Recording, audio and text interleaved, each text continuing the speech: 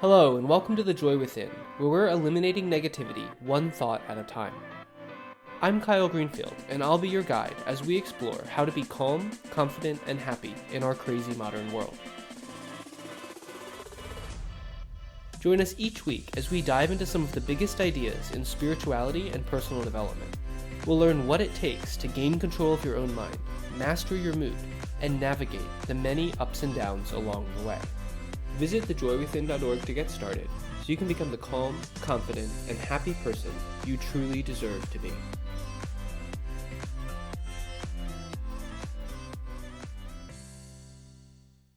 Hello, and welcome back to the Joy Within's podcast for the final episode in our series on the 5 ways negative thoughts are secretly controlling your life and what you can do about them. Over the last few episodes, we've looked at stress, doubt, internal criticism, and external criticism. And today, we're talking about overactive thoughts. Honestly, I think that this one is a huge problem for a lot of people, but something we very rarely acknowledge or address. And the quick test for this is to ask, what comes to mind when you think about a person with overactive thoughts? Chances are, you're thinking about someone with ADD, or someone who's having a manic episode, or maybe even just someone who's had a few too many cups of coffee. Maybe they feel wired and are pacing around excessively. But I want to suggest that this category has a much broader base than that. So the real question is, have you ever felt unfocused, scattered, or disorganized? And I think if you ask that question, the answer, probably for almost everyone, is yes. I mean, who hasn't felt scattered or unfocused at some point? And I think if you ask the question in that way, it helps also to kind of take the stigma away from what we usually think of as someone who has an overactive mind. So keep that in mind and know that when I'm talking about having an overactive mind, that's what I mean. It's something that, for most of us, comes and goes.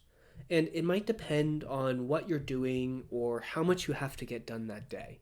But it can also just be a bit of a random annoyance. For example, you might be focused intently on something, and then you look up to think about the next step for a moment.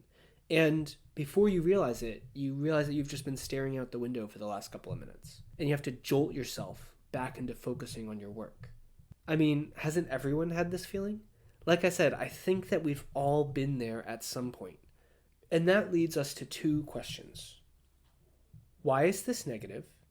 And what can you actually do about it? The reason that I consider these overactive thoughts to be negative, even if on the surface they don't seem harsh or they don't seem bad, is because these thoughts always interrupt your peace. Always. Even if the thought itself is neutral, or even if the thought is positive.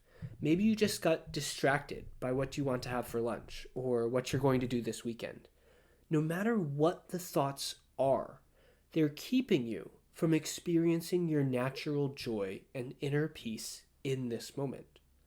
They crowd your mental space, and because of that, they almost always lower your energy. And the fact that they're not negative in the traditional sense is what makes them so hard to catch, because they don't seem like they matter that much.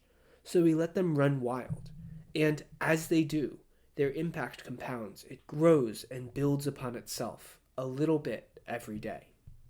So to help put this problem into perspective, I want to give you an example of the level of impact that an unfocused mind can have. Now, this is just an example to get you thinking a bit. It's not a hard and fast rule, and it's also not the only impact. But studies show that the average worker wastes 2 to 3 hours per day due to distractions and a lack of focus. 2 to 3 hours a day out of an 8-hour workday. I mean, that's insane. That's about 1/3 of the time. So if you want to put a value on that, take whatever your salary is and divide it by 3. If you make $100,000 a year, that's $33,000 wasted every single year. So if you draw that out over the course of your career, it means the cost of an unfocused mind is easily way more than $1 million in income. And that's just the minimum. It's not even factoring in lost opportunities. If you could have focused better, you might have gotten a better salary, or you might have gotten a promotion. Or even if you were to just invest that money and earn interest on it and let it compound over time. So we're talking about millions and millions of dollars lost for every single person just because we don't fix this problem. And that's just the financial cost. It also has an impact on our relationships, on our well-being, on our health. So yeah, it's a huge problem. And most people completely ignore it. But I don't want you to be one of those people. And there are two basic things that you can do to stop an overactive mind. The first is meditation. This has been proven over and over again.